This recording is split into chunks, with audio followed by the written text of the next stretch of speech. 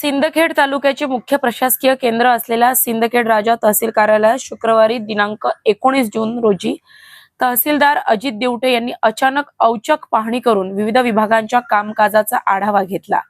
या अनपेक्षित भेटीमुळे काही काळ कार्यालयीन कर्मचाऱ्यांमध्ये धावपळ उडाली। पाहणी दरम्यान तहसीलदारांनी पुरवठा विभाग, संजय गांधी निराधार योजना विभाग तसेच नक्कल विभागाला भेट देत प्रलंबित प्रकरणे, फाईल्सची स्थिती आणि नागरिकांना दिल्या जाणाऱ्या सेवांची माहिती घेतली। रेशनिंग, अन्नधान्य वितरण, निराधार लाभार्थ्यांची मानधन प्रकरणे तसेच दाखले व उतारे वेळेत देण्याबाबत त्यांनी संबंधित कर्मचाऱ्यांशी चर्चा केली।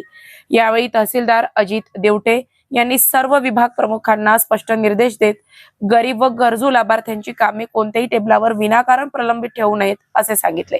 शासनाच्या विविध योजनांचा लाभ पात्र नागरिकांना वेळेत मिळणे ही प्रशासनाची प्राथमिक जबाबदारी असल्याचे त्यांनी अधोरेखित केले।